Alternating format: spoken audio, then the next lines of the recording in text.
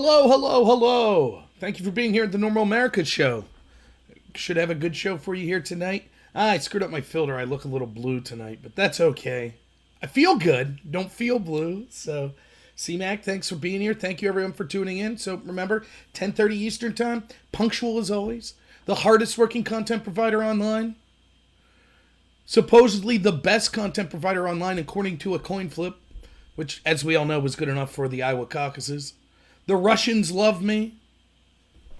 Your host, Rob Knorr, Normal America Show. Thanks so much for being here, everyone. So I wanted to do some COVID stuff today, which might sound boring, but I'll reiterate why it's important to continually go over this stuff and look at the numbers and push back on the tyranny that the establishment, particularly the Democratic Party, is trying to put on us.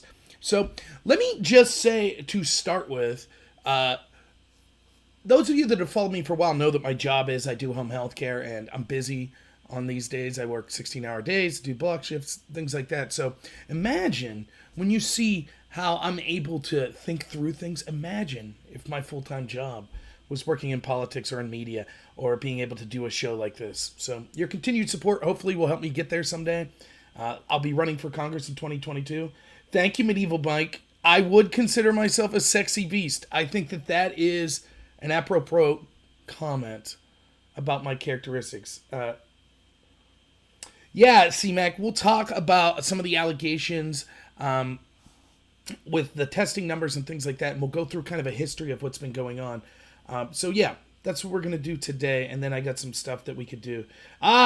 Yes, thank you, Brady, says Doc Comrade. Of course, I must be Russian. There's Russians hiding under every bed. I got the beard to pull off Russian, though my sideburns are getting a little uneven. So let's just jump right in. So thanks so much, everyone, for being here. So let's go back to what I said at the beginning of COVID. And this is way back. Now, I can't say beginning as if February, but let's go back to March when the lockdown started to be pushed.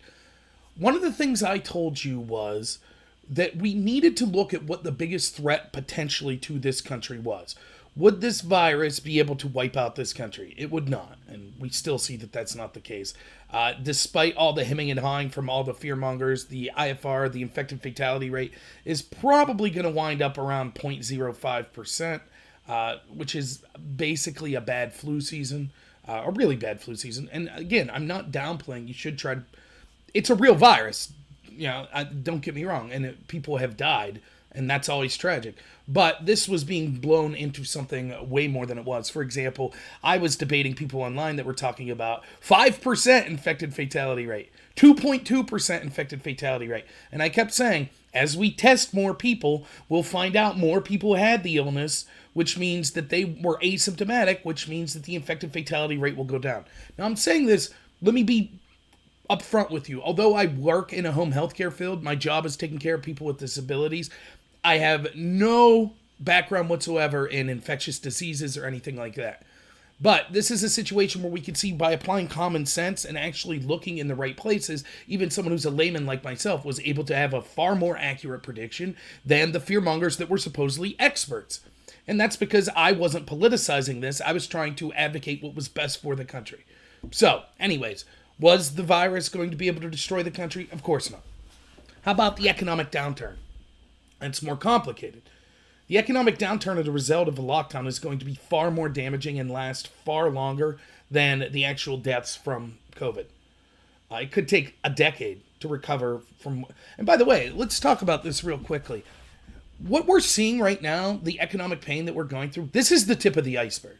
It's going to get far worse. So let me just give you an example. I know many businesses, some of which my family are involved in, whose employers tried to do the right thing. I talked about some of them. Banks that, for example, were paying employees to only work 1 week on, 1 week off, were paying hazard pay if you had to go into work. All sorts of companies you heard doing the right thing. You're hearing about that less and less. Why? The companies can't afford it. They just can't. They tried to do the right thing, and now they're like, we can't do this. Now that you're telling us to lock down again, we can't do it. You see small businesses that are going belly up, restaurants, bars, places like that.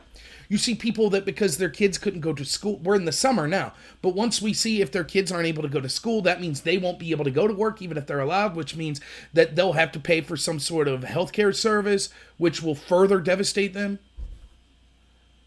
The initial economic repercussions people could get through a little, but as time goes on, you'll start to see that shockwave affect more and more and more people. And that's exactly what we're going to see. So the idea that, well, we could just keep giving government stimuluses and this will make everything work out. Thank you, Medieval Mike. I really appreciate it. It's not going to be the case. Things are going to get really bad. Financially, it's going to be devastating. And all the problems that come with an economic downturn that actually make people's lives markedly worse or actually impact your health negatively, which will lead to more people dying. In fact, there's a solid chance that more people will die as a result of the economic downturn from the lockdowns and other things from the lockdown, such as not getting proper tested for other serious diseases because people were fearful or unable to go to the hospital, from depression setting in, for increased substance abuse, etc. Those sorts of deaths that we see over the next 10 years or so from this lockdown and the repercussions of it will probably outweigh the COVID deaths. But, having said that, would this economic downturn threaten to destroy the United States as we know it? No, probably not. As bad as it would be. There was only one thing in this whole situation that had the ability to threaten the United States as we know it. The biggest threat by far was giving up our rights, our Bill of Rights protections, setting the precedent that we will give them up anytime the government says based on an unknown fear. And that has been achieved in spades. That's what the biggest threat to this country is. Now, when you factor that in with the communist takeover that we see from the Democrats, from the establishment, from groups like Black Lives Matter and Antifa, you could start to see this was the real danger all along. This is what we see occurring, that we now have a population that is so docile that they were willing to accept an infringement of their rights based on garbage pseudoscience that there was no proof for. And I don't just mean masks. That's not what I'm talking about. I'm talking about the lockdown. I'm talking about not going to work. I'm talking about not going to church. I'm talking about being censored if you speak up about this stuff. I'm talking about not having the ability to defend yourself that we see. It's a full court press with the virus and with the riots, which, by the way, we could see that it's a full court press if it was really the experts were so concerned about this virus and that was necessary to take away your rights, then they wouldn't have given the green flag to Black Lives Matter to go out and riot during COVID. It was a lie. Now people will say, but hundreds of thousands have died. If we trust the data, that's what occurred. Now, let me be blunt with you.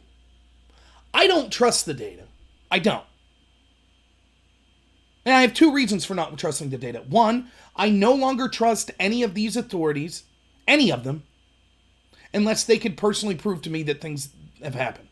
That doesn't mean that they're lying necessarily, but I'm not going to just take their word for it. I'm not. They've lied too many times. I've seen the FBI lie, I've seen the media lie, I've seen the health experts lie. Dr. Fauci admits that he had to mislead us about masks. So no, I'm not going to take their word for it. The other reason is because I saw what happened in Pennsylvania. Way back when, I believe it was in early April, 200-something deaths got added to the COVID registry for Pennsylvania. At the time, that was 11% of the deaths. Only there was one problem. You see, it's easy for them to fudge the numbers when they're in cities like Philadelphia or New York City because they have a bunch of people that are political hacks that are involved in the system. And so it's nothing for their coroners. Hey, I get more money if someone says it's a COVID death. We get more aid from the federal government. Yeah, these are all COVID deaths. And we've heard the reports, and I'm not going to go through them all again, but we know, ad nauseum, we've talked about this, that they were instructed if you had COVID-like symptoms and you passed away to mark on the death certificate you died of COVID. Even if COVID wasn't the cause. That was done over and over. We've talked about that a lot. So, of course, these, at very best, the doctors had discretion. The coroners had discretion. And I believe in these blue cities, in every city, it was incentivized to say it was COVID deaths because then you got more financial help. But certainly in the blue cities, you also got the political help that you wanted.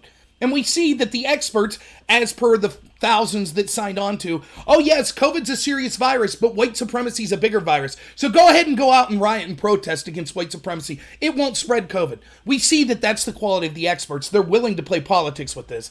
So I certainly believe that's the case in these big cities.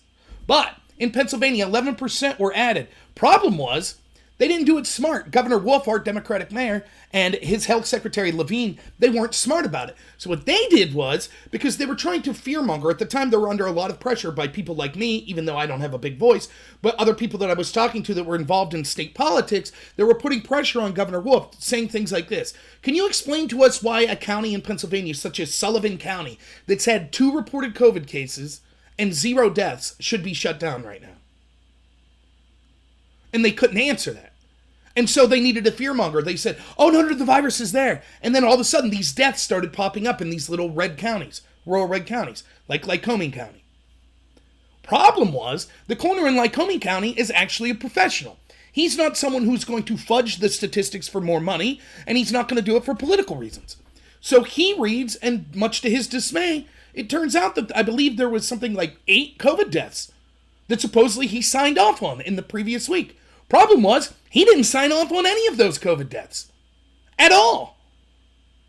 And so, the coroner contacted the Secretary of Health and the Health Department in Pennsylvania and said, whoa. What's going on? You guys put that there were 8 COVID deaths in Lycoming. I'm the coroner. I didn't sign off on any of that. Where are these deaths? Who signed off on it? And then a bunch of other rural Pennsylvania counties were like, wait a minute. There's my county with deaths. And the coroner never signed off on those. Whoops. And so then there was a scramble, and Governor Wolf canceled one of his press conferences. And then at first they said maybe it was a glitch in the system. And then they said, oh, okay. Here's what it was. We at the Secretary of Health and the Department of Health of Pennsylvania looked at the data and assumed these were COVID deaths. So we didn't listen to the coroners. But now that the coroners have spoken up, we'll take those deaths back. That was 11% of the deaths in Pennsylvania at the time. They added them, and within a week they had to remove those as COVID deaths. Now, if you don't think that's happening all across the country, you're nuts. If you don't think that's happening in Philadelphia, you don't think that maybe they added 11% more deaths in Philadelphia and Pittsburgh, and the coroners just didn't speak up? And maybe it's not even that the coroners are corrupt.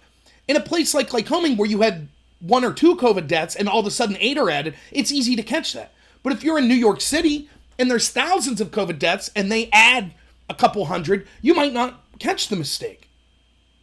Nonetheless, it's clear that they're playing politics with the numbers. So when I see that they are willing to fudge the data to the tune of 11% that we could prove in Pennsylvania of the deaths, then yeah, I don't know how I could trust the deaths, the totals that they're giving.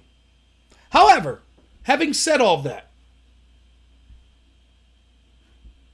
I do believe there were a lot of deaths. I do. I believe there were a substantial amount of deaths. Enough that it's a serious problem and it warrants trying to fight and discuss. So I will be advocating throughout the rest of this video as if the deaths that we're being told are correct. Now, I know that they're probably not correct. And I know a lot of people want to have the discussion of, but wait a minute, they're fudging the death numbers. I think they probably are. But I will make the argument to you, because here's one of the things you have to realize. The reason it's important to discuss this is they're continuing to try to destroy our country with this. We talked about Black Lives Matter in a bunch yesterday. We'll talk about it again, right? Don't get me wrong. But today I wanted to focus on COVID because this is a full court press. They're trying to destroy the economy. They're trying to indoctrinate our children. They're trying to keep our children out of schools. They're trying to keep you out of places of worship. They're trying to take away your Second Amendment right to defend yourself. They're trying to take away your police. All of this is this sort of globalist fascist movement and the Marxist movement that are working together to try to destroy middle America. It's something that I've been talking about for over 2 years on this channel. The goal of these globalists in the establishment is they realize they want a globalist fascist society where it's neo-feudalism. You hear me talk about this all the time. The biggest impediment to that is the working class, particularly in the United States. And so they seek to destroy it. They want everyone dependent on the government so that you can't criticize the government. They want to live on castles on the top of the hill surrounded by moats where they don't have to deal with us peons. And sure, they'll throw us bread and circuses, but we have to worship them. And if we don't, they'll just cut us off. That's what they want. And so they're going about, that's what COVID is. That's what Black Lives Matter is. This is two parts of the same animal trying to destroy this country and the working class people within it.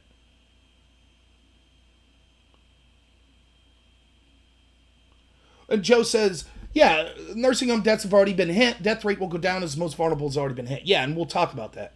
The reason that you're seeing less deaths in New York City is because most of the vulnerable people died.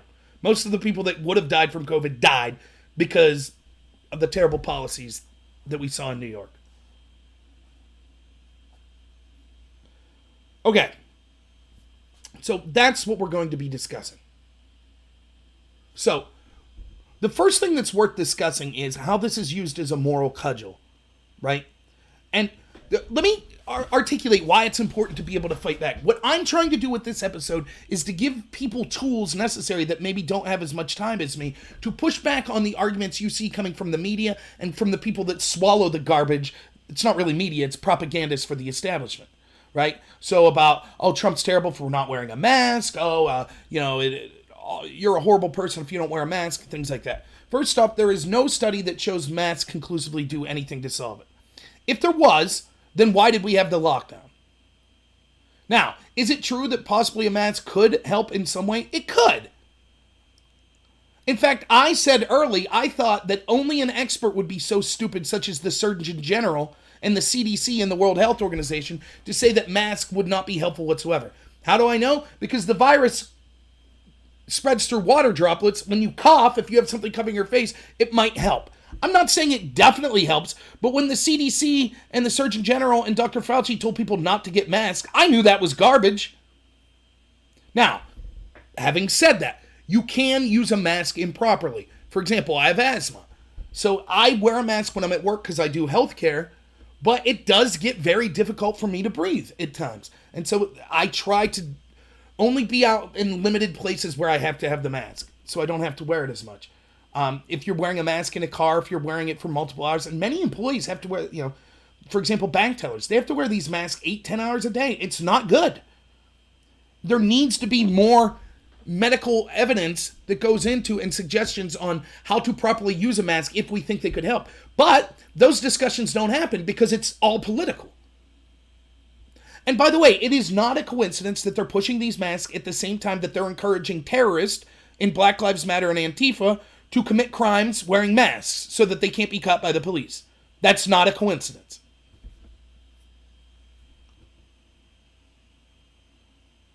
But let's say you don't want to wear a mask because you feel that it's bowing down to a government trying to take your rights away.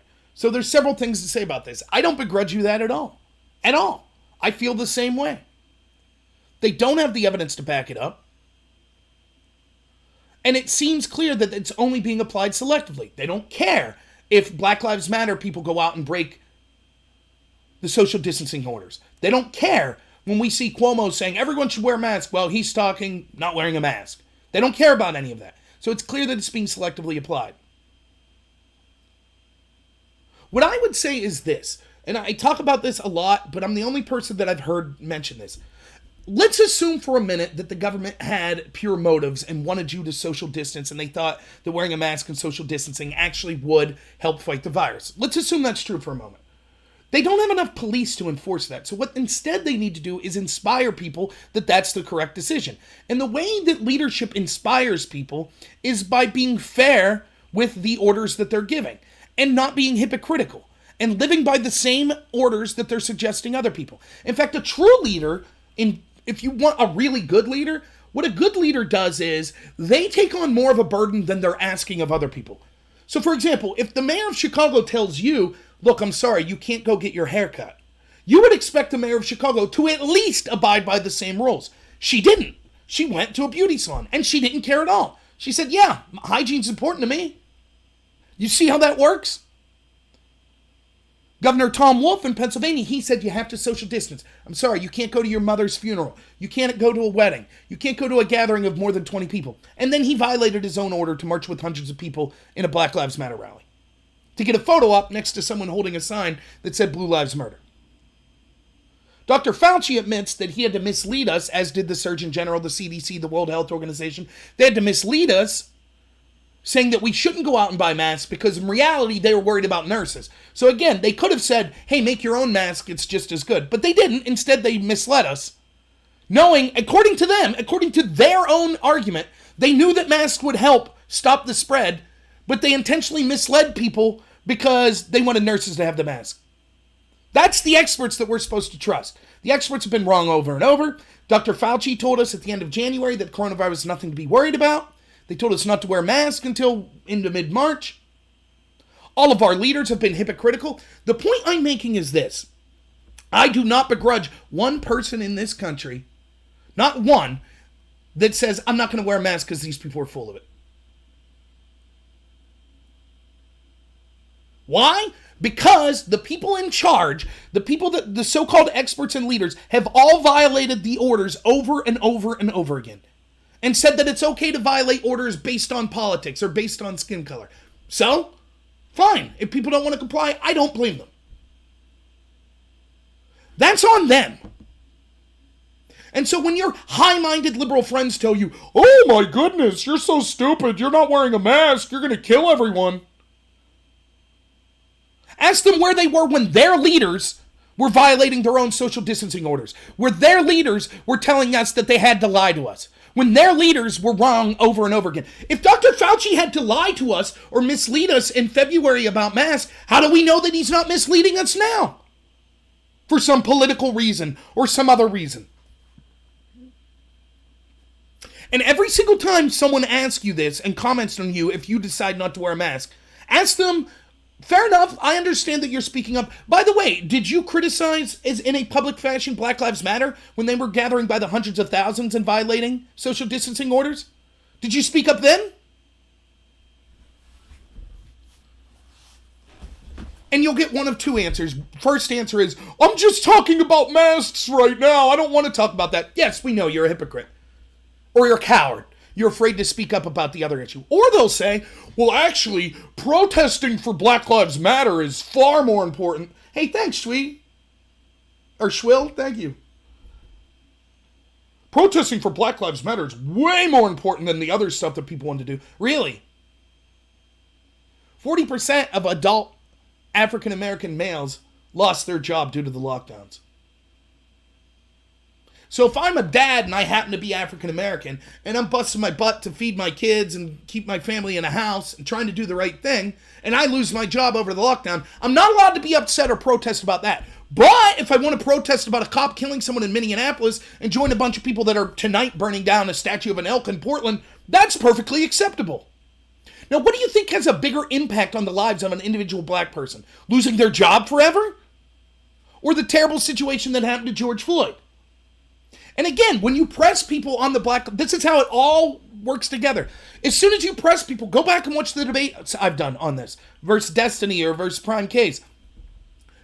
As soon as you press them on it, you're like, okay, so this is over 15 unarmed blacks that were shot last year? No, it's about so much more than that. Like parking tickets and jaywalking.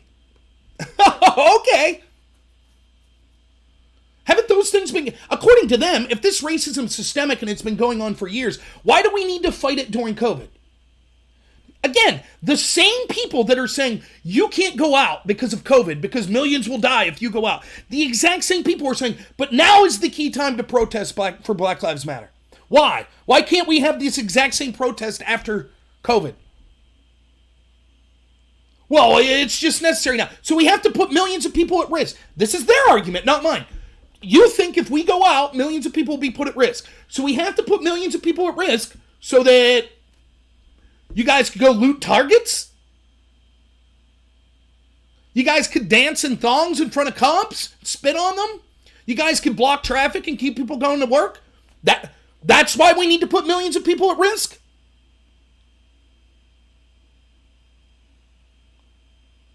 And they're so flippant about it. Every single one of these people, they get these same talking points. So they'll say this over and over. Oh, these protests, Black Lives Matter, are so more important than the people protesting the lockdown. They were just protesting not being able to get a haircut. It's so ironic because these are the same people that want to tell you about your white privilege or your male privilege or Christian privilege, etc. Let me tell you something. If you think that people that were upset about the lockdown, if the only thing that comes to your mind is, oh, it's because they wanted haircuts, You want to know why you think that? Because you're privileged and you don't have to work for a living like the rest of us. Those of us that work 40, 50, 60 hours a week and live paycheck to paycheck, it's not about just getting a haircut. It's about providing for our families, having food for the next week, being able to pay our mortgages and our electric bills. It's always, every time someone lectures you about their privilege, they're coming from a position of privilege. Almost every single time. So that's what you say when people say, oh, you're not wearing masks. Here's an exchange I had. Here's how something like this could go. Oh, if people would just wear masks, the science says that masks, that would solve all this. Oh, okay, so masks, you're saying if we had masks, if everyone would comply and wear masks, that would basically, we would diminish COVID in a matter of weeks. Yes, that's what I'm saying. Oh, so you're admitting the lockdown was unnecessary. We just needed masks. No, we needed the lockdown too. Oh, so then the masks aren't the only thing that's acceptable. We need more than just the mask. Yeah, you need more than the mask. Okay, so then your argument that Black Lives Matter was all wearing masks, that still doesn't prove that they didn't spread the virus.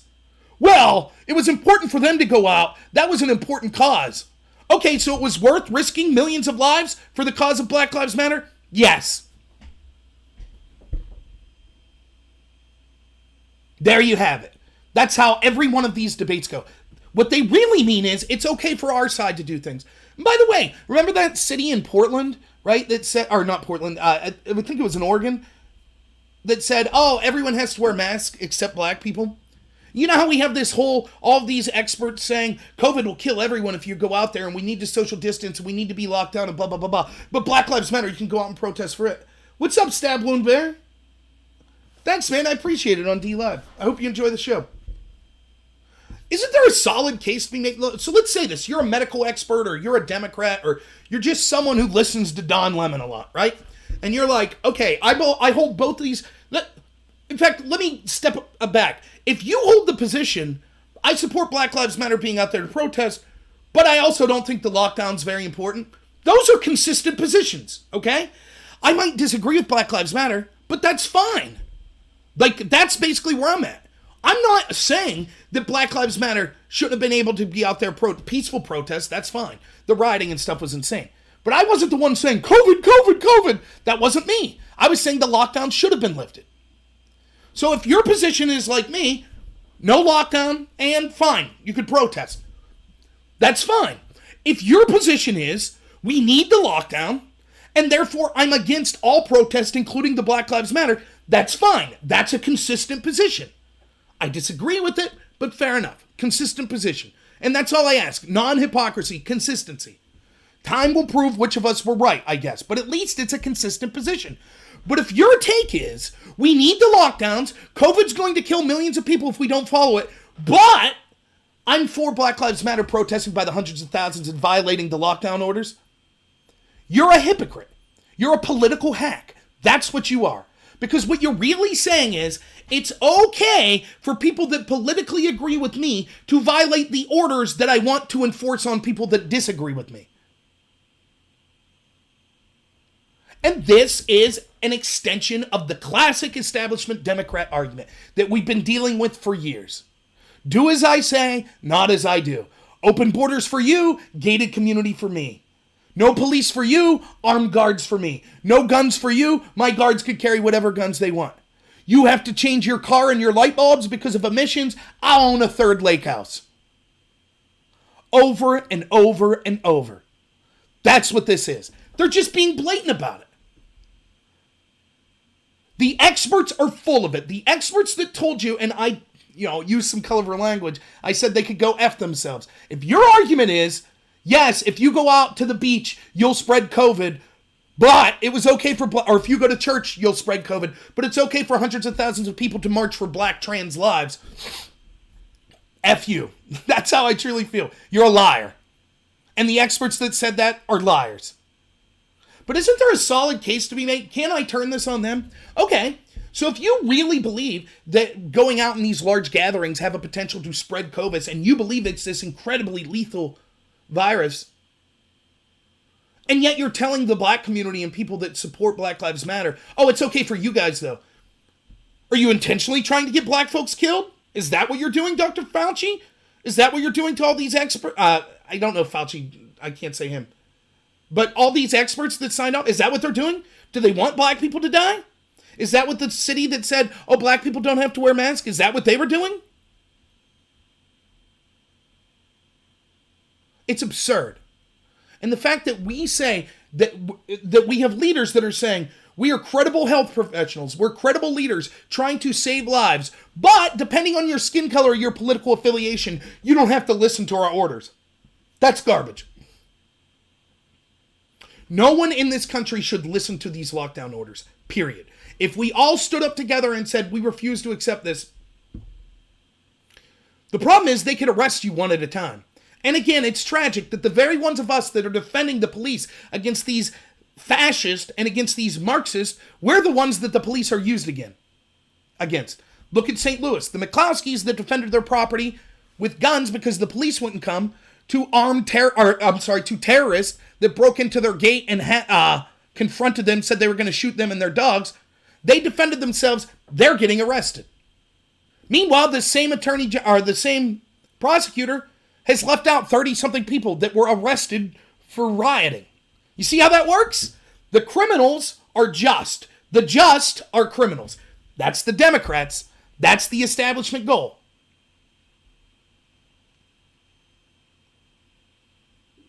So that's what you say about this mask thing, right? Let me just make it real simple. You have your own style, and that's the most important thing. And if you're one of my friends on the left, I mean this as well to you. Always be authentic. Don't pretend to be something you're not. So maybe you're more polite than me, maybe you're more of a jerk than me, maybe you're funnier than me, whatever. But the argument is this. If someone confronts you about this mask thing, I would ask them, why did you speak up when Black Lives Matter was following not following social distancing orders? And if not, please leave me alone. If the mask works, you wear one. And by the way, I don't understand what the lockdown's about anyways. Like, when I argue with people on this, they're like, we need the lockdown because it's not your body, your choice, because you could affect other people. Yes, other people that choose to avoid the lockdown, right?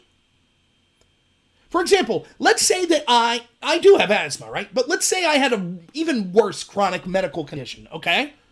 Let's say that hypothetically is the case. There is no law. There is no order saying I have to go in public. I don't have to. I could take every precaution necessary to stay in my home as long as I want. I could make sure that I only have like one person of contact who's getting tested. Like if you go to a doctor's office, they take your temperature and stuff like that. I can make sure that the person bringing my food is doing that, is not COVID positive to the best of my ability, and therefore I won't get COVID. The arrogance it takes to say, no, I want to be in public. Therefore, you have to listen to rules to make sure I don't get sick, is ridiculous. Don't go in public. No one's forcing you. You see a group of people wearing them. No, like, how stupid is this? So supposedly, we're supposed to be concerned, oh, that person doesn't have a mask, they can spread the virus.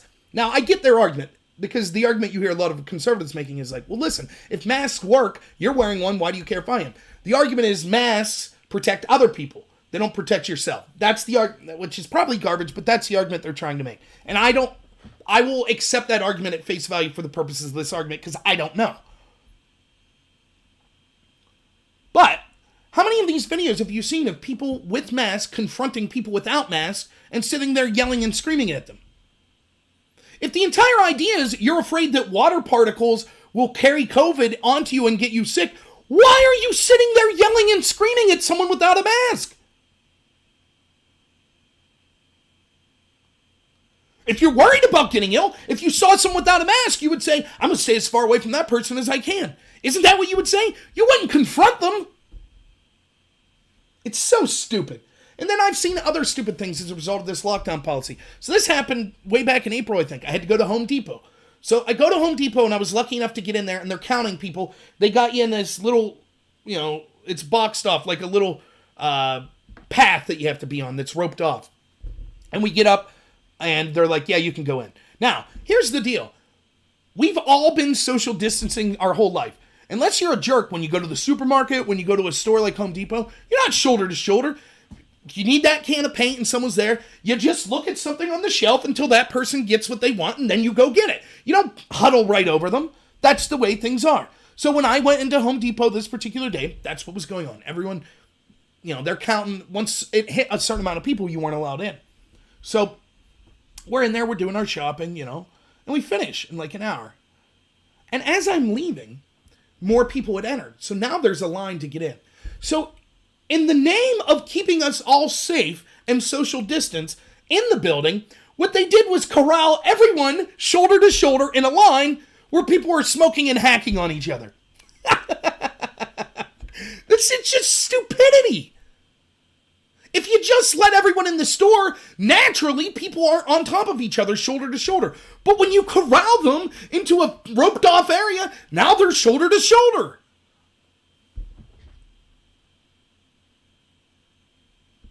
It's just unbelievable. Oh, do we got someone on Twitch?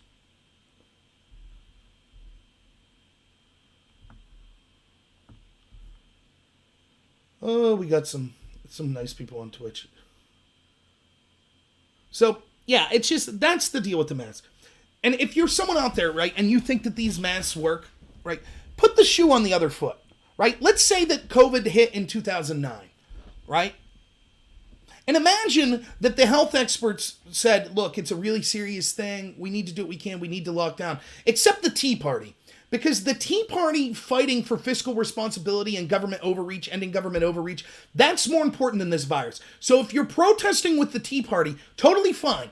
Go out there and do what you need. Everyone else has to stay home. How would you feel as someone on the left? You would say, that's garbage. This is clearly being used politically. And I refuse to accept it. I'm not going to give up my rights when it's clearly being used as a political cudgel.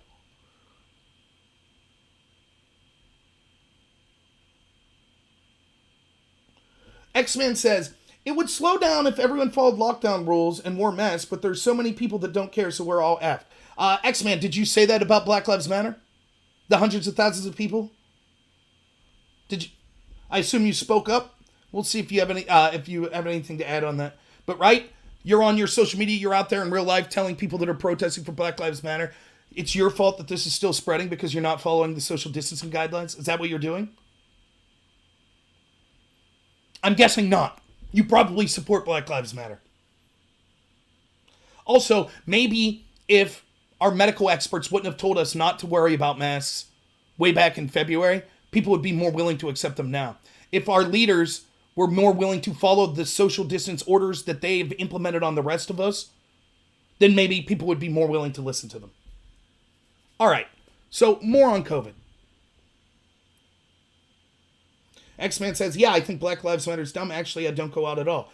Good, then you're consistent. And like I said earlier, I agree with that position, but there's only two consistent positions. Either you're for the lockdowns, which means what Black Lives Matter did endangered everyone, or you're against the lockdowns, which means you should be okay with people going out and protesting. I'm the latter, you're the former. At least those are two consistent positions. Now, here's another question that you need to ask when people say, well, we need to follow these lockdown guidelines, etc. How long?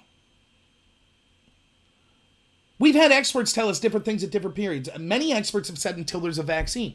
The shortest we've ever developed a vaccine for something like this, I believe, is 18 months. The Imperial College paper that started the lockdowns in the UK and the United States admitted that if we didn't have a lockdown for at least 18 months, a lockdown would have been worthless. In other words, if you lock down for 6 months, but then go back to life as normal, or basically similar to life as normal, then everyone will just get sick and the lockdown was worthless. Now, I said this from the get-go.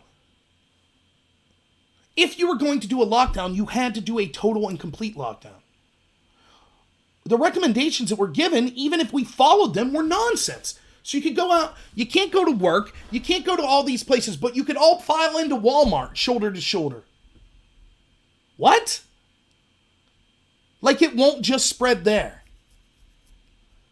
Again, there are two types of diseases that kill a lot of people. There are ones with an incredibly high infected fatality rate, but that doesn't spread that much.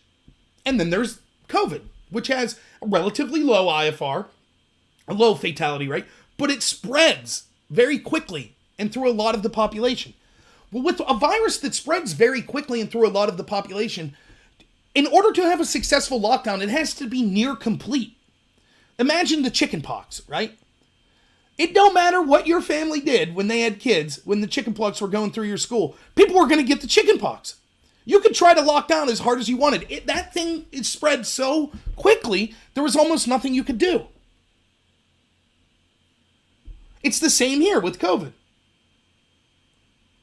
And DFKG, yeah, you're absolutely right. The flu is worse for people under age 18, by far, than COVID is.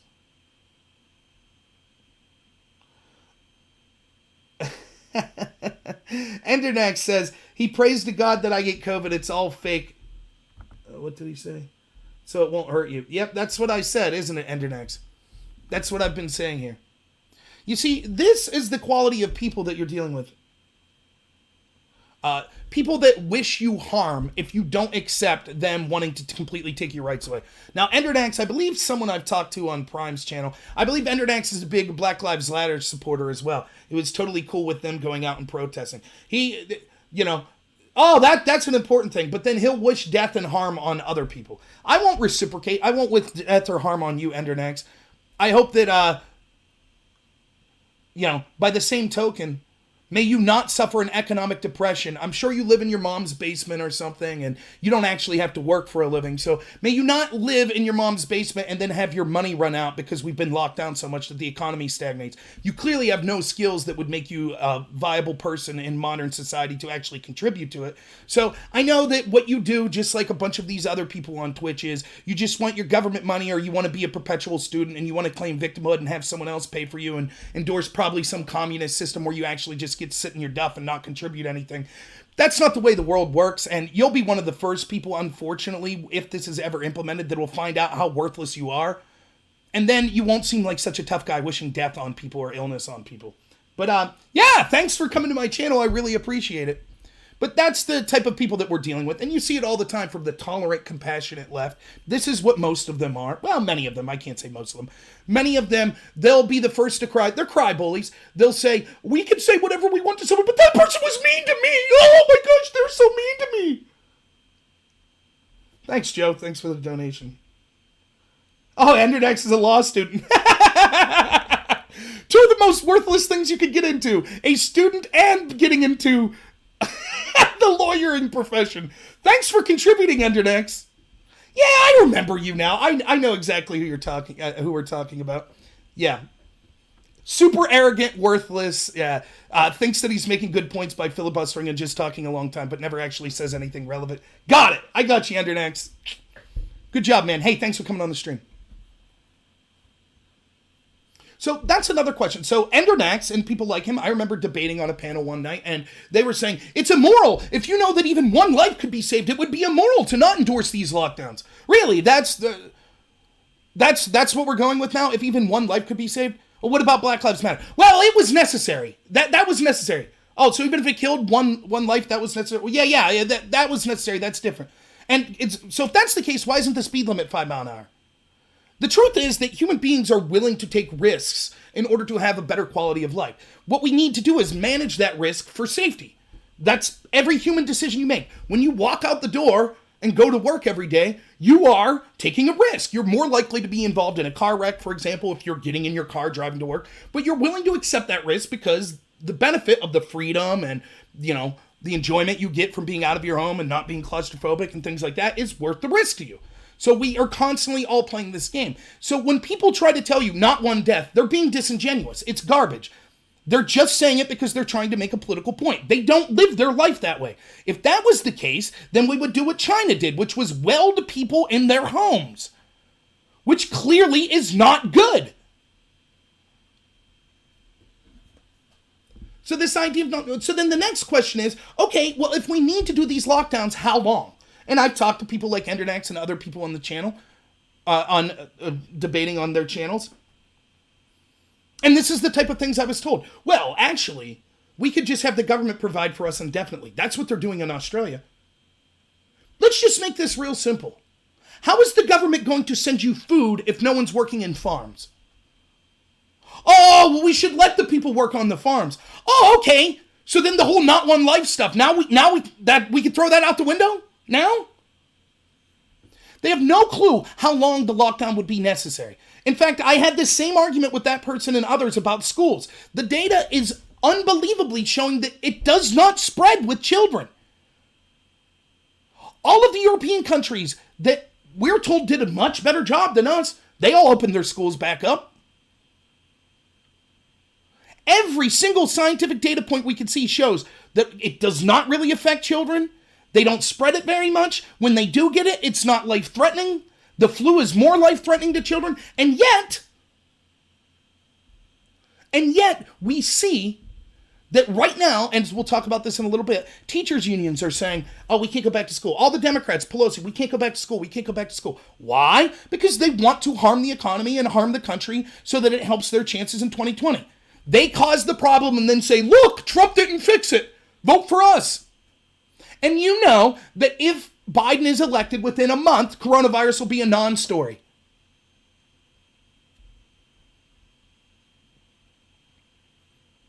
You know that will be the case. So they're currently going again. We were told, trust the experts, trust the data, trust science. But when the science points to something they don't like, such as the fact that shutting down schools is a horrible decision, all of a sudden don't trust that science. Thanks, Suze. I agree. They've gotten the results they were aiming for. The lockdown and wearing of the mask plus isolation has weakened everyone's immune systems. Love the channel. Thank you so much.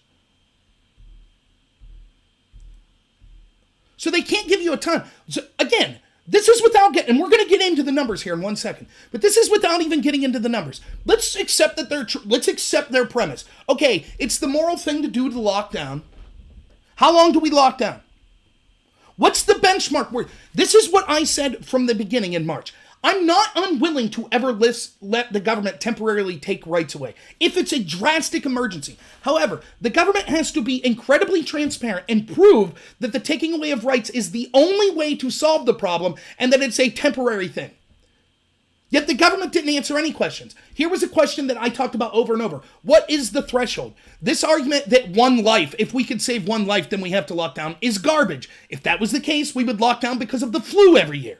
But we don't. Now, the flu on average kills, 60,000 a year? So clearly as a society, we've learned to accept that risk. We say, okay, the flu kills that many, but we're not shutting down the entire economy and taking away people's rights over that. So what was the number of potential deaths that our government feared that justified them doing this lockdown? What was the number? We don't know. They never told us. And because they didn't tell us, then the next question becomes, what is the threshold for removing the lockdown? They don't know that either. And so instead what it becomes is just trust your government. Only problem is they're not abiding by the same orders they're telling you to live by. They're still getting paychecks. They're still going and doing whatever they want. And they're saying that their political allies, their brown shirt Marxists that are out terrorizing the country, they're allowed to go do that. They could violate the orders.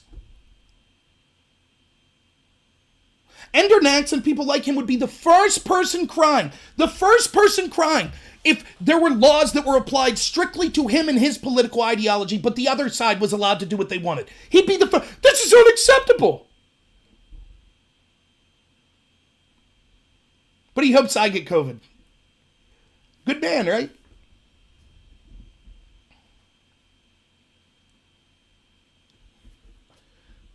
That's the compassionate left. That's the intellectual left there for you.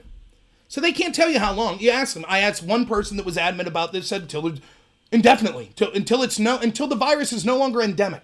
What could that be? 2 years? Yeah. Okay.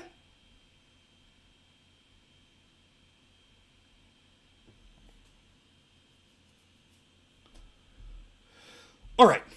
Now the big story is, all of a sudden, places that are conservative ran, they're terrible, they're causing COVID to spread. You hear, for example, Cuomo saying in New York, Governor Cuomo saying, oh, now if people come into our state from out of state, we want them checked. Ironic, because that was originally the problem, and Cuomo and all the New Yorkers said it was appalling that when they were trying to flee the state because Cuomo mismanaged it so bad that the virus was spreading and killing people, and they were going into other states said, whoa, if you're coming from a hotbed, hey, thank you, Big Sky Crypto. It says, for the computer fund or to spend on your doggies. Thanks for what I do. Thanks so much. Yeah, the dogs, $20. I've recently, for those of you concerned, I started feeding my dogs more expensive wet dog food. Ugh. They eat better than me, and as you can see, I eat a lot. But thank you for the donation. So that's the narrative. The Republicans are screwing it up, you know. Why is BLM burning a statue of Virgin Mary in Boston? Yeah, or the elk in Portland again. Something racism. You know, that's why.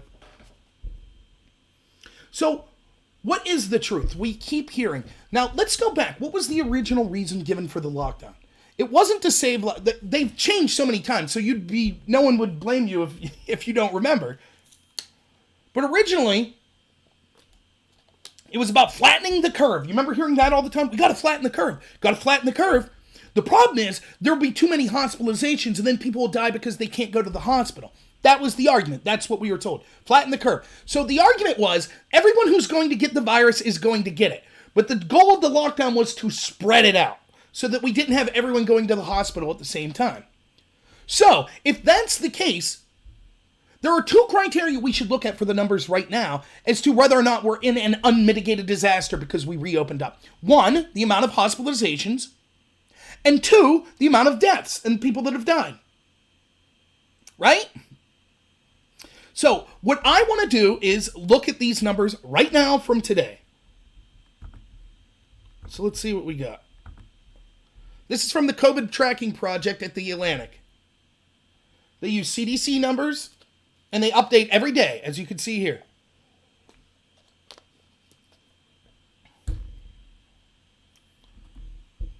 Now, let me see what you guys can see. Okay.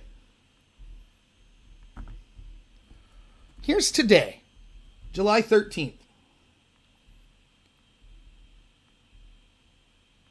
We have 53,000, almost 54,000 in hospitals. We've had 128,000 deaths. Now, if you followed me at the beginning of the show, I said, although I think that I could prove that I know these numbers have been inflated in many cases, such as in Pennsylvania, which I was able to prove, I'm going to accept these numbers for the sake of this discussion at face value. Okay? So I'm going to accept, because the goal here is to push back on people in as many ways as possible, using the truth, of course.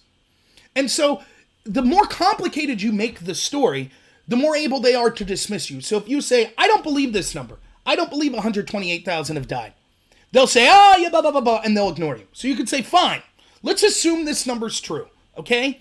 That's what I'm going to do for the purpose of this discussion. Now, we're told that things are getting far worse. So first, let's focus on these deaths, right? Now, we're told that the key time was when we started reopening on June 1st. The beginning of June is when we started reopening. So let's go down to June 1st and see how many deaths there were at the time in June 1st. Monday, June 1st, the amount of deaths, almost 100,000. That means from June 1st all the way through June, almost halfway through July, we've had 30,000 deaths. That is an incredible slowdown in the amount of deaths that we've had. If you just looked at a chart of how many deaths we're having, that number, it's cratering. Now, every death's tragic, I get that. But the idea that this is somehow, we have to stay locked down because people are dying again. Remember, now maybe that number shoots back up. I don't know. But they've been saying this since mid-June. We're talking a 2-week incubation period. So if they're right, if lifting the lockdown orders is what caused this, and that happened around the beginning of June. Let's say June 7th. Sunday, June 7th is when that happened. Okay, 2-week incubation period. So now we go to June 14th, June 21st. And the deaths are still cratering. Now we're all the way mid-July, and the deaths are still cratering. Where is the big impact in the terms of deaths? Why are we not seeing it? If this spread is like the first wave, why are the deaths so much lower? And at what point how many deaths then are necessary for us to want to have another lockdown and collapse the economy again?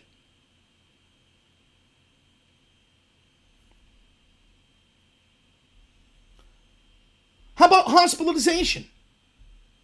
Now we're told that's the real problem, right? But again, in debate, we talked about this a lot. And so let me come back on camera here and I'll explain this to you. Oftentimes people make a mistake of looking at something. So in debate, this is just easier for me to put. Long Leg Homo sapien says, well, since the spike in cases appearing over the last week and a half or so, shouldn't we expect to see deaths spike proportionally? No, we won't, though. And in fact, let's go back to that, and then I'll go on to my point here. So let's go back. So, for example, let's go to the end of June. So June 1st, right? The cases spiked. The amount of people testing positive spiked. So here we see, on June 1st, we have 2.6 million and change. Almost 2.7 million. I'm sorry, July 1st. 2.7 million. That was because of the opening in June, right? So let's go back to June 1st. How many were there? 1.8. So we had almost a million more cases. So if we look proportionately, how many people were dying per million cases before that? The number was way higher. So for example, when we saw a million cases, when we hit that number, how many deaths did we have? 50,000. When we got to the next million, so we're at 2 million, right here, June 11th, 107,000. So you'd figure then when we got to the next million, when we had around 3 million positive, you would have 300,000, or you would have another 50,000 dead, right? So let's go up to where we have 3 million. Nope. Half that number. So even with the increase in cases, we're seeing this go down. And this gets to my point. So let's look at the hospitalization and the point I was going to make here real quick, using debate as an example. So in debate, one of the things you talk about when you have a negative argument, right? You need to have 3 parts. It's more complicated than this, but this is the base level. You need to have 3 parts to win an argument. So the affirmative team will say, we have a plan to make things better. No, you want to come up with a reason that plan's bad. So let's say your argument's going to be their plan hurts the economy. You need 3 things. The first is uniqueness. And uniqueness is the way things are now. So you would say the economy is good now. Then you need a link. The link is, how does the plan change the status quo? So the status quo is the economy good. Link is the plan collapses the economy. But is that enough? No, you need what's called an impact. So just saying the economy goes down, if you say that to me, your plan causes the economy to collapse, I could say, okay, so what? So you have to say, well, here's why it's bad for the economy to collapse. And what people often do is they don't get to the reason why things are bad, the real reason. The impact. So let's go back to this hospitalization again. I hope that makes sense to you, right? And maybe this will help clarify what I'm saying. The current hospitalization is 54,000. Who cares? Why do we care about that number? What's the implication? What were we told that hospitalization rates being high would lead to? It would lead to death because the hospitals wouldn't be able to handle patients, which would mean that there would be a mass spike in deaths. So if we're not seeing the mass spike in deaths, which we're clearly not, then a spike of hospitalizations is either 1, irrelevant, or 2, hasn't spiked enough to cause the impacts that they were talking about. Now, you would think from listening to the news that we're in unprecedented levels of hospitalization. That's the problem. So many more people are testing positive, hospitals are being overwhelmed. Currently today, we have almost 54 million hospitalized. So I assume that's far higher than what we've seen in the past. Let's scroll down here for a second.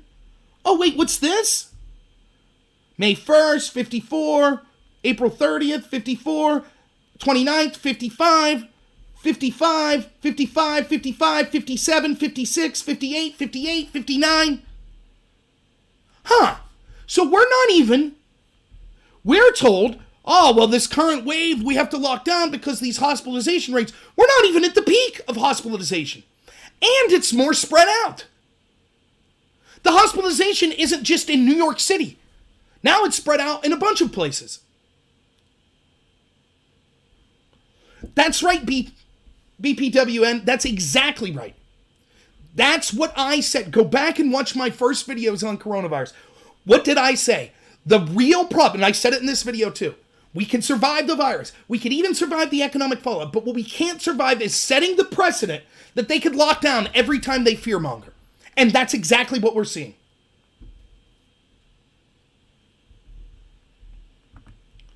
Now, why are there so many more cases? So let's look. They say, well, since June 1st, look how many more people have tested positive. So let's check that out for a second. June 1st, we had 1.8 million test positive.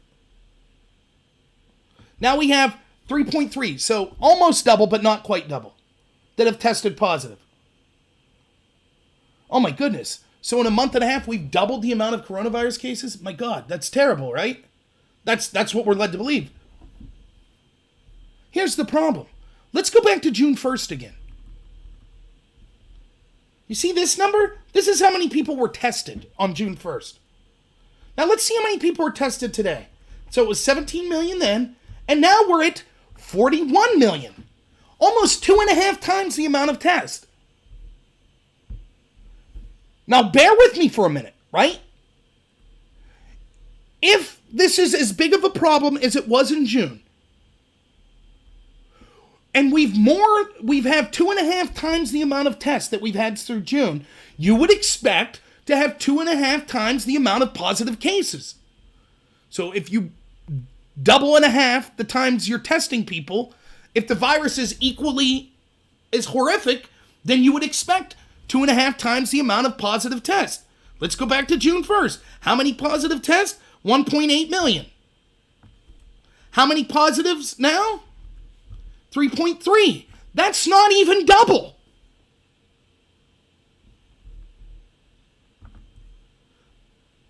Oops, sorry, I wasn't showing you any of that. There's the positives now, you see. There's the amount of tests.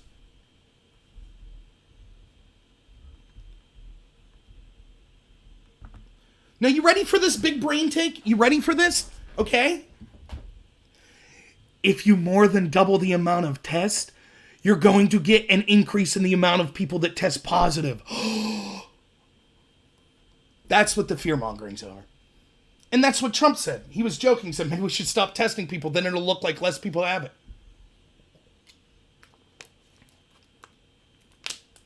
But what about New York? New York's doing so much better than Florida now. What about... clearly, it's because the Republican in Florida, they wanted to open up. Clearly, that's the problem. Okay. So all these Republican places are the problem, right? New York, Cuomo's considered a success. I have people on Twitter that are saying, thank goodness Cuomo ran New York. We got through the crisis. Thank goodness. Unlike those nightmares of those places like Florida. Okay. This is the death rate from coronavirus per 100,000 people, or per capita. So for every 100,000 people in a state, how many people died of COVID? Number 1, New Jersey. Number 2, New York. Let's look at this number. Let's just do New York, because so it's not even the highest. New York's the second highest. 166 per 100,000. Now, we know that Florida is the poster child for Republicans doing a bad job in covering this. And, by the way, Florida has a far bigger elderly population than New York, and we know that's the most at-risk group. So no doubt that per capita is going to be higher than New York death rates, because they ran things so bad there. Oh, wait, no, they're not. New York's number 2. Well, Florida must be really close, right?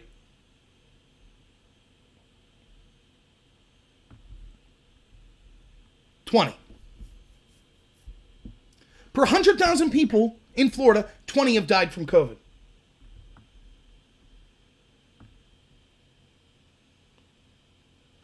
Eight times more per capita have died in New York.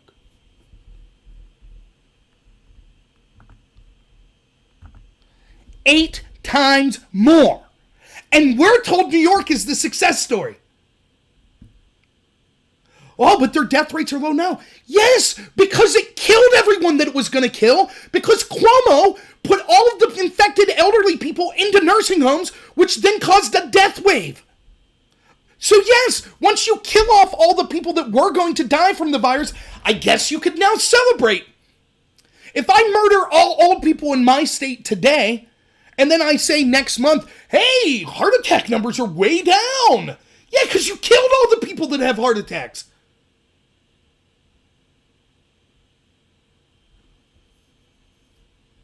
Now, I want to look at this, because if we're going to make it political, which is what they're doing, it's all about Republicans not wearing masks and the governors in these Republican states not being as diligent as the Democrats. Let's look at the numbers. Let's look at the states that had the worst per capita deaths. Number 1, New Jersey. New Jersey's governor? Murphy, Democrat. Number 2, New York, Cuomo, Democrat. Number 3, Connecticut, Democrat. Okay, top 3, all Democrats. Number 4, Massachusetts. Now this one's a Republican, but who's basically done things the same as these Democrat governors. But okay, we'll give him for that, Republican. Number 5, Rhode Island.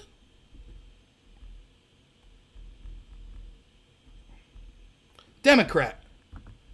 So for the top 5 of the worst per capita, and by a long shot, look where Rhode Island's at, 92. Now we start to tip off. So the ones that are really high, all 4 or 5 Democrats. District of Columbia, D.C., ran by Democrats. Louisiana, I believe, maybe Republican. Nope, Democrat. Michigan, Democrat. Illinois, Democrat. Finally, we get to Maryland, which is Republican. Pennsylvania, Democrat. So all these Republicans, you see these ones that are way less. And I hope I'm showing you this. I'll feel like an idiot. I'm not. God. See? Democrat, Democrat, Democrat, Republican, Democrat, Democrat, Democrat, Democrat, Democrat, Republican. And we're told that the Republicans are the problem. That these Democrats have handled things so well. Now, why would the numbers be so much worse in these Democrat places? Particularly New Jersey, New York, Illinois, Pennsylvania. Well, it's because they created death camps in nursing homes. That's why. Let's go to New Jersey. Here's New Jersey's numbers.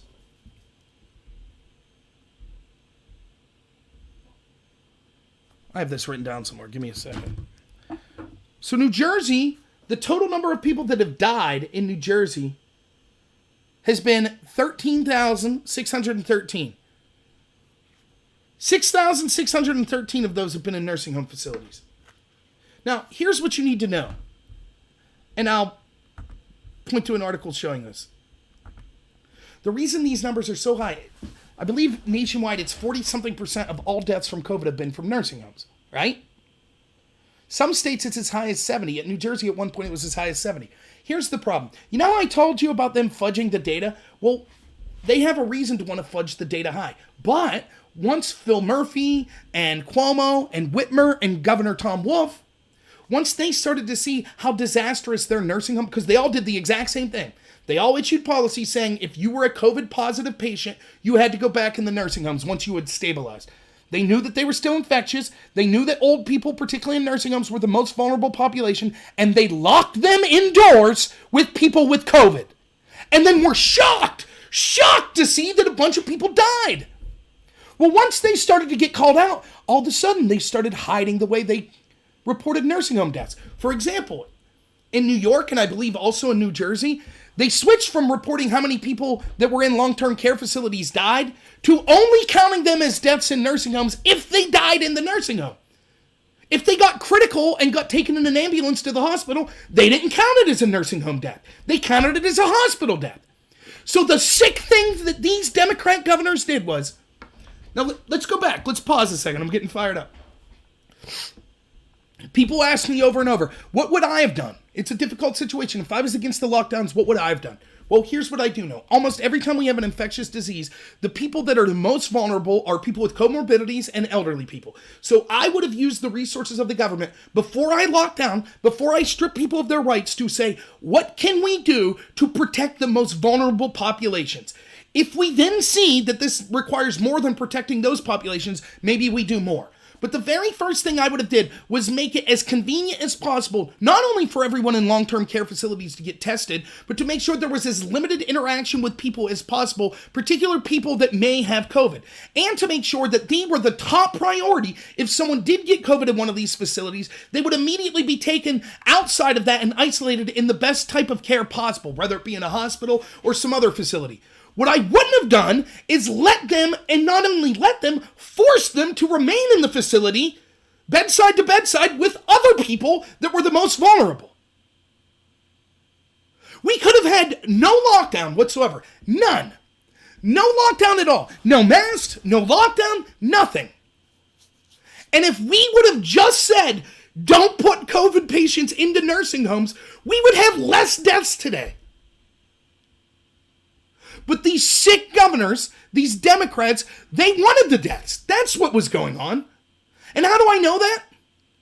Because either they wanted the deaths or they're the dumbest people ever to hold office. Because you can ask anyone, hey, there's a new disease coming. Who do you think would be most likely to die from it? Probably old people. Yep. But somehow, the Department of Health in all these Democrat-ran states, they didn't know that. Oh, wait, what?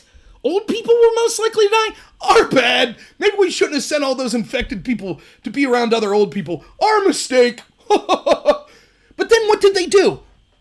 They pointed to those deaths and said, see, this justifies the lockdown. So they set the conditions up to kill people, and then when people died said, see, we need to take more of your rights away. That's what they did. It is one of the most disgusting, despicable things you can imagine. Now the old people, imagine being in a nursing home. Imagine it right now in Pennsylvania, or New York, or New Jersey, or Illinois, or Michigan. You're in there, and they take a person out, they say, oh, your neighbor next door had COVID. And you're like, oh my goodness, And then a week later, they're back in there, and you're like, wait, they're back? Why? Isn't there a chance I'll get sick? Shut your mouth. Well, at least my family can come visit. No, they can't. They can't come visit. Sorry, you're going to die isolated and alone. And yes, you can't leave this facility. We've locked you in with people that have the very disease that you're fearful of. The very disease that means you can't visit your family, we've intentionally locked you in here with. Sorry. And oh, by the way, when you're struggling to live, your family can't come see you then either. Hell, they probably can't even have a funeral for you. Sorry. That's the horrific nature, what was done by these Democratic governors. And when people like the great Endermax that was on here wishing that I get COVID, do you think they spoke up about that? When I brought this up to them, you know what they told me? You know what the people on the left told me? Oh, well, you're just focused on this one little situation. See, they're more concerned about virtue signaling, that you need to wear a mask, than they were with actual leaders putting people into death traps. 40-something% of the deaths came from nursing homes. And they're like, well, that's just a small part of it. 40-some% of 120,000, we're talking 40, 50,000 people dead. Well, they were going to die anyways.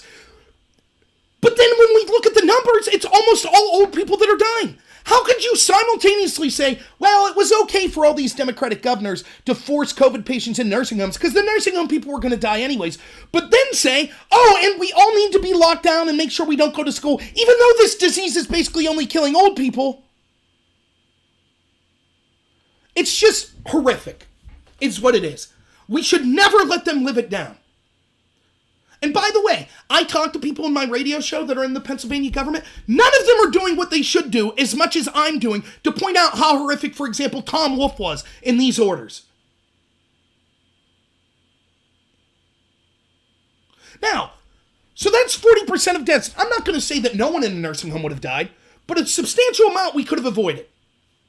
That's 40% of the deaths. How about this? Hydrochloroquine, we found out, after being lied to by the medical experts in The Lancet that did a terrible study, and all of the experts on CNN and MSNBC and the New York Times and the Washington Post, all the, those people that are better than us, that know more than us, and are more moral than us.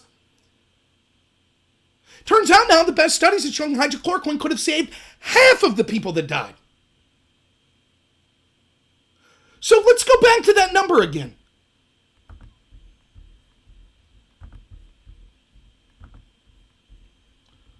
128,000 deaths. Let's accept that as true. I'm told by all of my moral superiors on the left, oh, this means we have to take your rights away. We can't be worried about the economy. Oh, economy, you can't worry about that. Sorry, give away your rights. It's cool for Black Lives Matter to go riot and protest. That's cool, but you can't go out. You can't go to your job. You can't do any of that because 128,000 people died. That's horrific. How many of those could have been saved? 40% of them were because disastrous policies of Democratic governors making nursing homes death camps. Let's say we could have saved 10% of that, just conservatively. 10% less people would have died. That's 12,000 lives could have been saved right there. Hydrochloroquine had the potential. It showed to save 50% of people. Let's say it would have taken a little while to get going, so it could have only saved 30%. Now we're talking what? Another 30, 40,000 people? 50,000 lives? Now all of a sudden the amount of deaths are down to like 70,000. That's like a bad flu season. Well, they couldn't have that, could they? The Democrats and the experts would have rather people died so they could issue their political agenda, which includes overthrowing this country, screwing over the working class people to usher in this sort of fascist globalism. So they wanted people to die. They want to get wealthy off the cure. Resmavir or whatever, that drug, it costs what, thousands of dollars per dose? $11 for hydrochloroquine. The people that are telling you every day, you're a bad person, that you need to wear a mask, you need to do this, you need to do that. They're the same people that were telling you, how dare Trump mention hydrochloroquine? I talked to them. Again, all of these people, that Endermax in that crowd, I talked to them. They said, Trump said to drink bleach. No, he didn't. He didn't use the word drink at all. He said that disinfectants could help. Well, still, he shouldn't be giving that advice. Actually, it's true. Disinfectants do help. Well, he said UV light. Actually, that's true. UV light can help as well. Well, still, Trump shouldn't be saying stuff like that. It caused people to die. Yep, Trump touting a drug that was promising, readily available since the 60s, had little to no side effects, and was affordable and could have been mass-produced easily to save tens of thousands of lives. That was a bad thing for Trump to suggest that. That's how psychopathic these people are. They would rather people die. And I'm not making this up. Bill Maher, remember when Bill Maher said this? He was hoping for a depression or a recession because he didn't want Trump to get reelected. That was like 2 years ago. Now they're hoping for race riots in the street. They're hoping for a race war. They're hoping for Marxists to overthrow the country. They're hoping for people to die hand over foot from corona. All of it, if it stops Trump from getting elected, that's great. That's how sick these people are. I said every time someone gets elected that I don't like, which is almost every time, like let's say, had Hillary won in 2016, and if Biden wins in 2020, this is what I'll say. Guarantee it. This guy's corrupt. He's horrible. He should be brought to justice for his crimes. However, I hope that even under his leadership, someone I despise, that the country does well. And I truly mean that. I truly mean that. That's what matters. Hey, thanks, Aluba, 50th follower on Twitch. That means a lot. Thank you so much. I truly mean that. Even if it's the other side, I hope they're right. I hope the country does great. That doesn't mean that I'm necessarily going to vote Democrat then. I would say, okay, things went well under them. Maybe they had some good ideas. I think that I can improve on them. That's what this country should be, right? It should. What? I would be damned if I'm ever wishing death on people just because I don't like the political party in charge. It's unbelievable.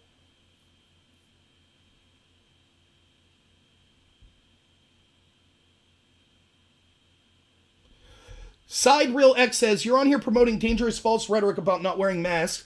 No, I'm not. And you're on and promoting a dangerous chemical treatment that does not help versus COVID. You're an awful piece of shit. You're reported. So, let's see, hydrochloroquine.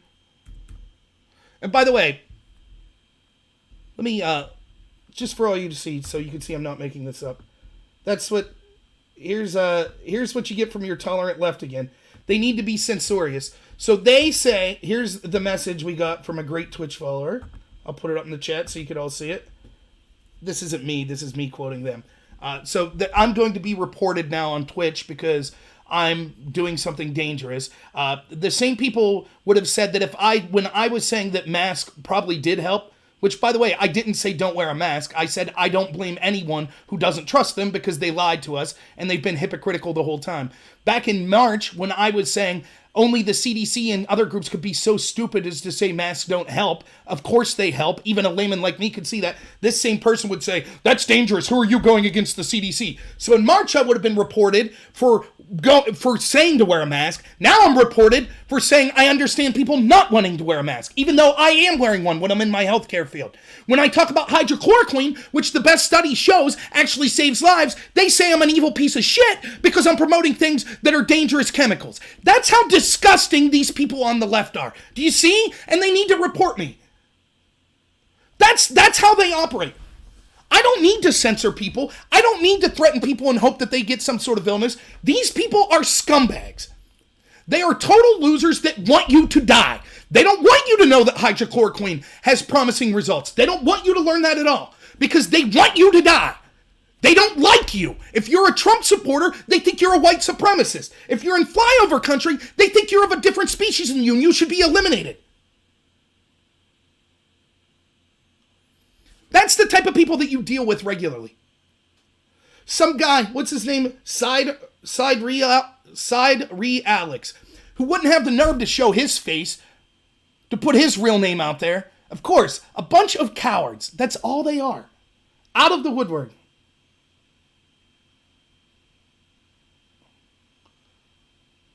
Alpha 1, not at all. Not what he's doing at all, bud. Who's? Me? Or...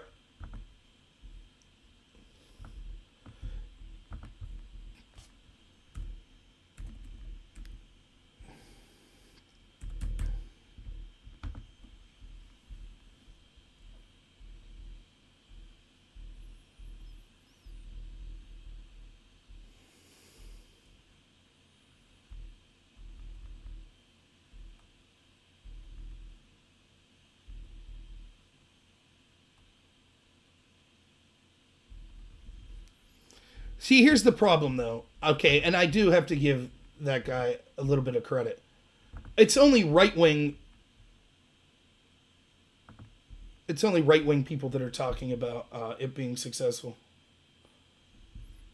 Right? And so, you're not going to be able to find a left-wing source. Oh, wait, what's that? CNN? A surprising new study found the controversial anti-malarial drug hydrochloroquine helped patients better survive in the hospital. But the findings, like the government's use of the drug itself, were disputed. So I'm not even going to go with the rest of it. Of course, CNN's going to try to hedge against their bets since they're one of the people that fought against this drug. Now, we know that this is a drug that's not harmful, that was used to fight lupus and used to fight malaria for years. We know that it's a cheap drug. But even when experts release a study showing that it doubled the survivability rate of COVID, they still want to fight against it and say you can't even talk about it. Even when experts say it worked, you still can't talk about it or you'll get reported. Just ridiculous. Anyways, one last thing I want to do on COVID. I want to read this article, some of it to you, to give you an idea of what happened in places like New Jersey, New York, Pennsylvania, and why those numbers, the nursing home numbers, are being fudged now. This is from July 8th. From New York. The State Department of Health's own analysis of COVID-19 nursing home deaths has renewed politically the charged debate over how and why coronavirus ravaged the most vulnerable New Yorkers. Central to the discourse is a controversial March 25th Health Department order directing nursing homes to accept COVID-19 infected patients from hospitals if medically stable. The agency's report, which was not independently crafted, asserted its March 25th order and facility admission policies were not a significant factor in nursing home fatalities. In other words, they investigated themselves and decided they did the right thing. So they're literally telling you that sending infected patients to nursing homes didn't increase the spread of the virus in nursing homes. That's what their report found when they investigated themselves. Instead, the report contended COVID-19 infected nursing home workers and visitors unknowingly introduced it. Meanwhile, a resident advocate as well as executives of several medical providers and trades groups have described the health department's analysis of the March 25th order as scientifically sound, citing various data. Yet some advocates and lawmakers have continued to seek an independent investigation of the more than 6,200 COVID deaths in New York nursing homes. The health department report does not reduce the need for additional analysis for everything from infection control practices to staffing levels, etc. The complex web of circumstances involved into this required independent assessments of the conditions that led to tragedies that unfolded in the nursing homes. Many of the key unresolved questions hinge on the fact that New York nursing home data only reflects residents who died inside the facility, as opposed to those transferred to hospitals. In other words, incomplete COVID-19 fatality rates and statistics in the health department report could skew its findings. Now let's pause here for a second. Do you see what this is saying?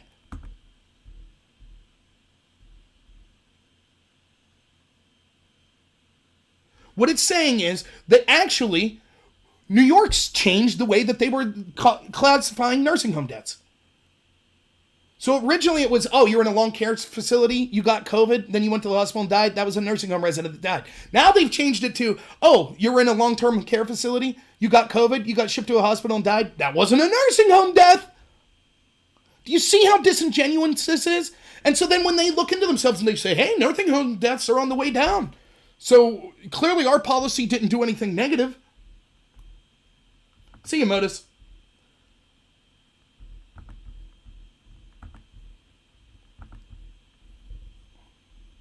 Further, nursing homes self-reported the COVID-19 infection and death stats to the health department.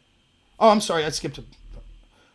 The COVID-19 death toll among nursing home residents may be thousands higher than the official state tally, according to the Empire Center, an Albany-based think tank which cited how the nursing home vacancy rate more than doubled during the pandemic. You get that? All of a sudden, there's a bunch of open spots in nursing homes.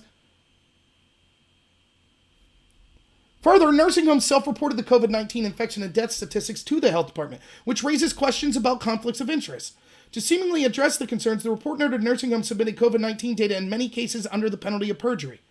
While the health department report concluded that the March 25th order was not a significant factor for COVID deaths, it lacked details necessary to connect specific cases. For example, the report revealed 6,300 COVID-19 positive hospital patients were discharged into nursing homes between March 25th and May 8th, but it disputed that the discharges caused the infections.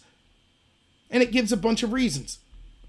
But the USA Today network review of the data suggests a discharge may have contributed to the infections and deaths. For example, 1,338 of the hospital discharges of infected patients into nursing homes occurred from March 25th to April 8th.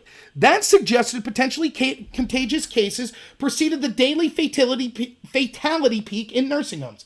But it's difficult to make connections because the report did not provide the names of the 90% of nursing homes that were free of COVID prior to March 25th. In other words, almost 1,400 people were released into nursing homes before the big wave of deaths in nursing homes in New York occurred. Now, the state of New York won't release the names of the nursing home facilities that they release these COVID-positive patients into. Why wouldn't they want to be transparent? Because they're trying to hide the fact that they set these death camps up. Further, nearly 5,000 additional hospital discharges of COVID-positive patients to nursing homes came after April 8th, including some potentially transferred while still contagious and capable of fueling outbreaks. Meanwhile, health experts and state officials in New York, including Cuomo, have said all it takes is one contagious case to cause hundreds of additional COVID infections. So that's all I wanted to read there.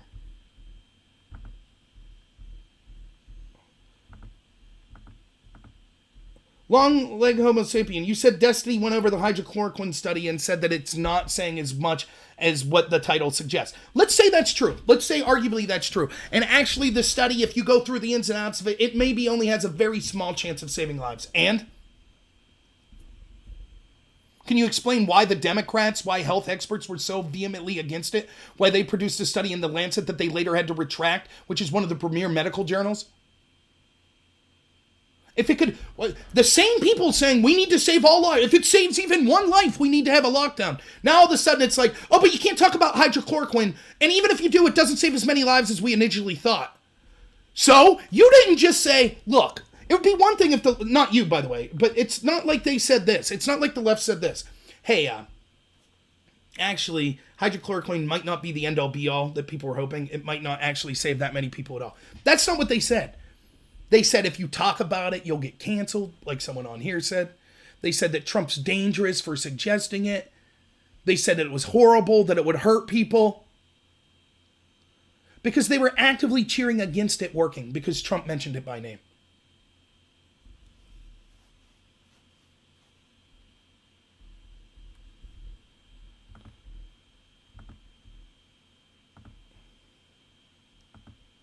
me see what paper says.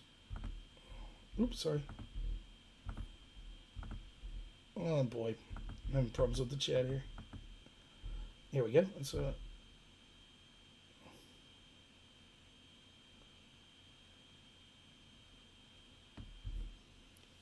All right, let's get to some of the stuff I put on Twitter. But in conclusion, let me just say this about COVID. You can see that it's fear-mongering. They lied to you over and over. They were wrong over and over. They don't follow, the leaders and the experts don't follow the orders that they demand you follow. They want to collapse the economy. They're the ones who set up these disastrous policies that led to all these nursing home deaths. That doesn't mean Trump was perfect. I criticize Trump all sorts and continue to do with his response to COVID, including giving lip service to these disastrous lockdowns, which we're just at the beginning of seeing what the effect will be. Trust me, 6-7 years from now, when people are still dying because of the economic recession we go through from these lockdowns, they'll still be blaming Republicans as if it was their fault, as if it wasn't the Democrats and the leaders, and many Republicans, to be fair, that pushed for these disastrous lockdowns in the first place, that pushed for nursing home patients to go in to accept COVID-positive patients, causing all of these deaths, that then changed the way they were reporting. You think if they've changed the way they're reporting nursing homes because they didn't like the way the numbers are looked, that they're not doing that with the rest of the deaths? The same people that are criticizing you for not following these orders would be the first people flipping out if we were told, hey, Tea Party people are allowed to violate executive orders for lockdowns, but no one else is. They would be going insane. They would be screaming, that's racist, is what they would be screaming. But they want you to follow by that. The same people that say you're a terrible person if you elect not to wear a mask are the exact same people that had no problem with Black Lives Matter and told them to go out and riot and protest.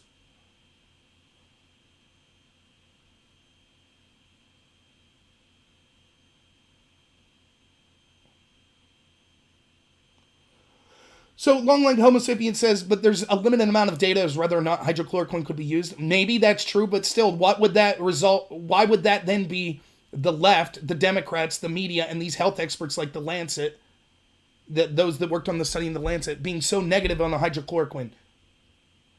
Particularly, they talked about things like the side effects and things like that and how dangerous it was when it's a prescribed medication since the 60s and has been okayed for use. It is clear what was going on. We could pretend to be dumb if we want. We know what was going on. They were cheering against hydrochloroquine. They don't want a cheap, readily available medicine that could solve this. That's not in their interest. They want something that's expensive, and they want to be able to use this as a political weapon to destroy Trump and to destroy this country so they could achieve their political goals. That's why they were against hydrochloroquine.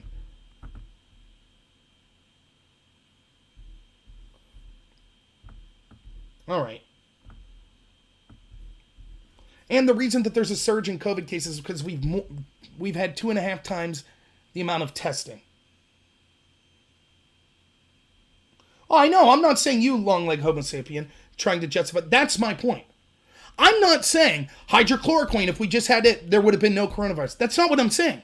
I'm saying it could have saved a lot of lives. We'll see. But instead of looking into it, what it did prove, what the hydrochloroquine thing did prove, was that the media and the Democrats and even some health experts were unwilling to even look at a possible cure or a possible mitigation of coronavirus because they perceived it as helping Trump. They would rather people die. They would rather not test a medication to see if it would help save lives if it meant Trump getting some of the credit. So they chose to let people die instead.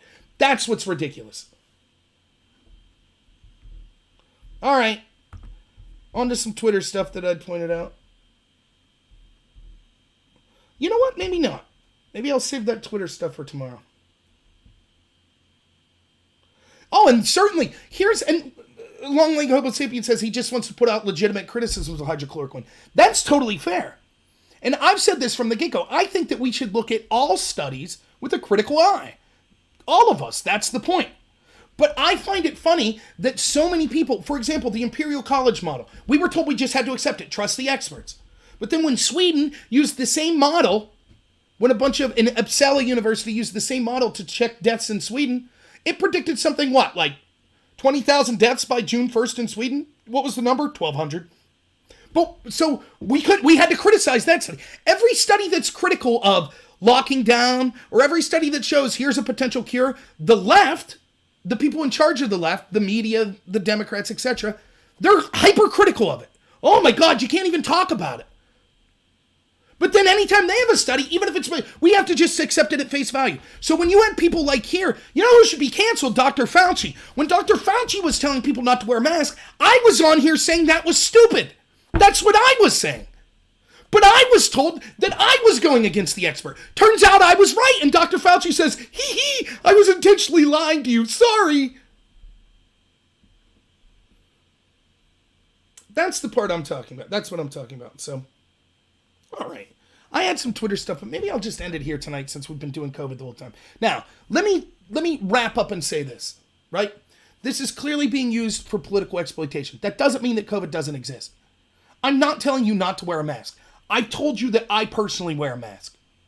But I work with some, I have to be careful with it because I have asthma. And my doctors told me that. And I work with someone in the health field that is at risk. But you know what's best for yourself. And if you don't trust the government because they've lied to you over and over, I wouldn't blame you. But I'm not giving you advice. I'm not telling you not to wear a mask. You do what you think's best. I'm just saying I wear it, but I understand that people will be skeptical based on the lies, based on the hypocrisy of the people that are telling you to wear it. That's what I'm saying. That's it. I'm not saying that COVID hasn't killed people. It has. What I'm saying is that the people's reaction to it in positions of power was exploitive. They used their reaction not through the primary concern of saving lives, but the primary concern of obtaining power and destroying the middle class in this country. And they issued policies such as putting COVID-positive patients in nursing homes that were disastrous and led to tens of thousands of people dying. And then they have the audacity to point to those deaths and say that's the reason that they need to strip you of more of your rights.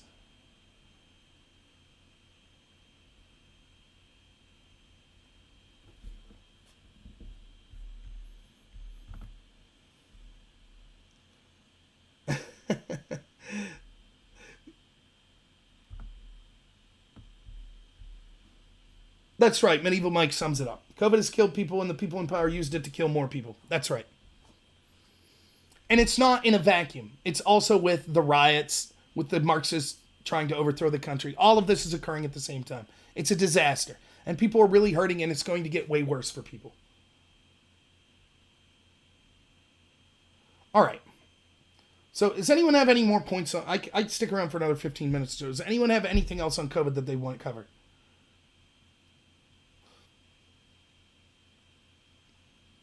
I mean, basically, when you debate someone, they'll just say, the deaths are high, the deaths are high, the deaths are high. That justifies a lockdown. But it doesn't. It justifies taking it seriously, but it doesn't necessarily justify a lockdown. There's no evidence that the lockdowns saved any lives. When I debate people on this, they just say, well, if this amount of people died, clearly more would have died had we not had the lockdown. How can you prove that? Those arguments don't even jive. Like, for example, they're now saying, well, we lifted the lockdown and now people are dying. Okay, so then the lockdown didn't save lives, right? What you're really meaning is the lockdown would have saved lives if we kept it indefinitely until we had a cure. Well, that's the question, Nadivar, are the deaths high? Again, for the purposes of this, I'm assuming that... Does everyone understand what I'm trying to do here? Let me, if I could just give... I don't want to use the word suggestion because I don't want to be pretentious.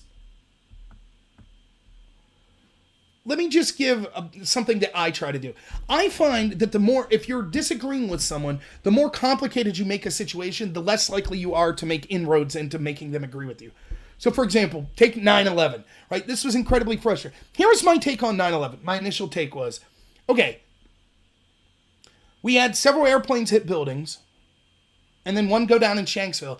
And despite that, a fourth plane managed to hit the most protected building in the history of the world, the Pentagon. Who got fired? What policies changed, right? This isn't conspiratorial. This is just looking at this at face value. What happened? What did we change to make sure this doesn't happen again? And I was told, conspiracy theorist! You hate this country! Wait, what? But when you start to look into like a conspiracy like that, just keep it real simple. Focus on one issue and be like, can you explain this?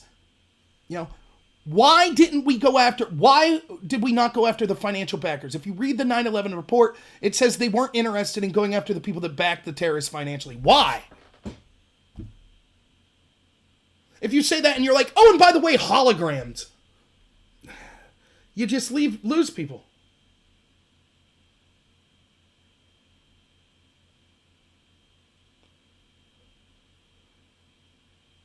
And so it's the same way here. Like, if I say, well, the numbers aren't accurate and, blah, blah, blah, people say, oh, you don't think the numbers are accurate, I'm not going to listen to you. So I can be like, fine, okay, for the sake of argument, we'll say the numbers are accurate. Here's why it still doesn't make sense, why this isn't adding up. So that's what I'm trying to do.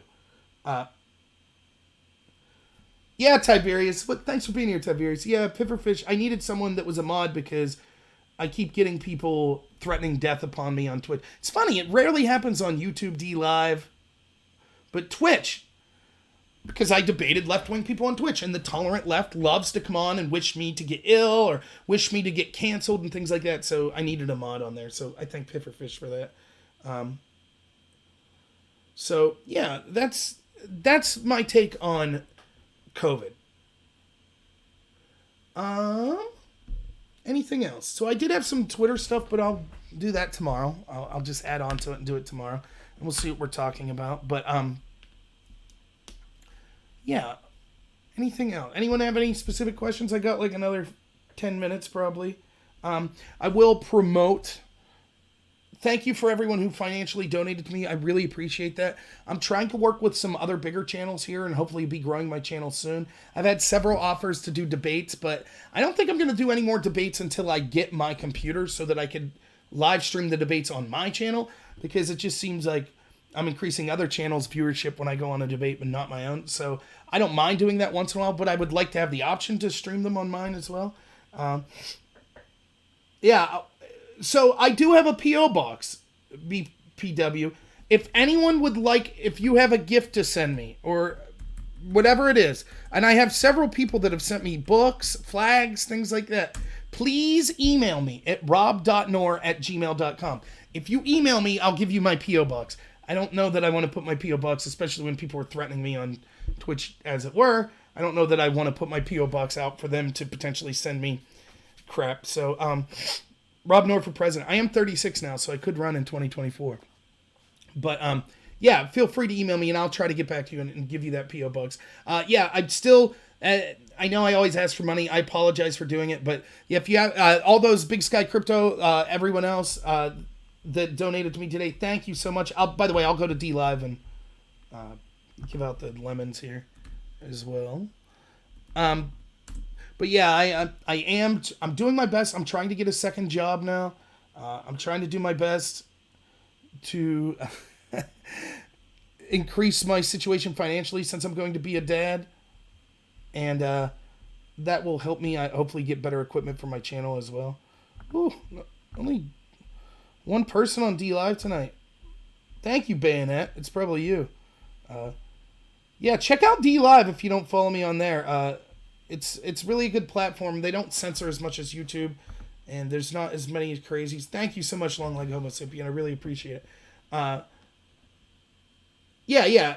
Go ahead and email me in any way. So, yeah, I appreciate all the financial donations. I'm not going to ramble on much about it tonight, but if you got money to give me, thanks. There's probably better places to spend your money. But anything you donate to me, I will be transparent. Right now, I've raised about $400 for a $1,300 computer, so that's where the money's going right now if I get any. Thank you all that donate to them. Listen to me ramble on and on. Stick with me even when I'm yelling at trolls that come on to my thread. So I really appreciate it. Did you see the tweet of the guy being attacked for holding a sign that said, "The right to openly discuss ideas must be defended"? They're calling him a Nazi. Of course. I didn't see that, but of course. I mean, it's comical at this point. I can go over right now. I can go to Twitch, to some of the left-wing Twitch channels. I go over there right now, and I can bring this stuff up, and they'll say it doesn't exist, or it's a one-off. But they'll still be talking about Charlottesville and how the country is rife with white supremacists. You know, other things today. How many churches are getting vandalized and burned here in the past week? One of the leaders of Black Lives Matter, Sean King, called for the vandalization of churches because depictions of Jesus as white is white supremacy. And then all of a sudden churches get vandalized. I wonder if Sean King's tweets will be removed. Nope.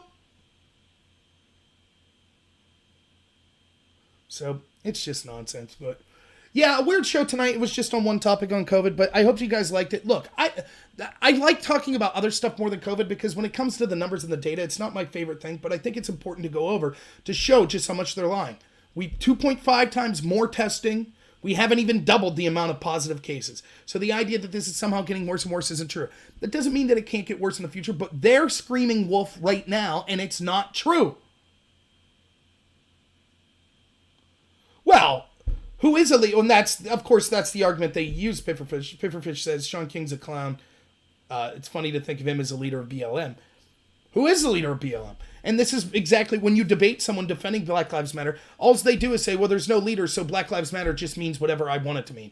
And so when you say, what about the Black Lives Matter guy that shot the cops in Dallas? No, that wasn't Black Lives Matter. What about the Black Lives Matter guy that shot the cop or that shot the person at the street in Provo? Nope, that wasn't Black Lives Matter. What about the Black Lives Matter protesters that beat up the couple in Rochester? Nope, that wasn't Black Lives Matter. What about the Black Lives Matter looter that killed David Corn? Nope, that wasn't David Dorn. That wasn't Black Lives Matter. Black Lives Matter just does everything great that I think's good, and it's super good and great, and that's it, and it's just super fuzzy and warm and awesome. And anytime you say anything negative about Black Lives Matter, that's not the real Black Lives Matter. Black Lives Matter is just the really good stuff that's awesome and happening. However, everyone else is a white supremacist. You're all white supremacists. So people calling themselves Black Lives Matter, obviously marching with Black Lives Matter, doing heinous stuff, we can't judge as Black Lives Matter. But if you have a problem with Black Lives Matter, then you're a neo-Nazi, even if you don't identify with them. Yeah, it's the no true Scotsman fallacy, exactly. It's the same thing they do with Marxism and socialism. They don't have a leader, but they have ideological leaders, so. All right, yeah, the show was awesome. So thank you so much, everyone. I got a job interview tomorrow for a second job. I'm not leaving my current job, but unlike others on the left. No, I'm just kidding. I do take the idea of personal responsibility as important, so if I have to work 2 or 3 jobs, then I'll work 2 or 3 jobs. So I'll do whatever's necessary to make sure, I'm ready for this kid to come along. Which I won't be ready. I know everyone tells me that. Yeah, okay, I can talk about this for a second. Long ago, Sapien says, as a person on the left, you can sympathize with the intent of Black Lives Matter, but not all of the actions. Well, yeah, but you could say that about anyone, right? Like, what's the intent, though? I don't know that... Like, if the intent is just the statement Black Lives Matter, of course. But then by the same thing, you could say, well, I sympathize with the intent of Richard Spencer if he just wants people that are white to have a good life. But it's more than that, isn't it? It's white nationalism. And that's what a lot of Black Lives Matter is. It's Marxism. I don't sympathize with the intent of Marxism.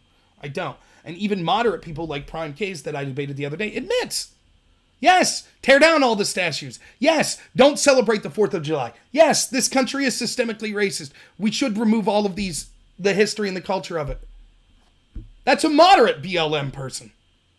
So, oh yeah, thanks for the luck. I will do great in the interview. I talk well. And I'll talk to you someday, Homo sapien, about personal responsibility if you like.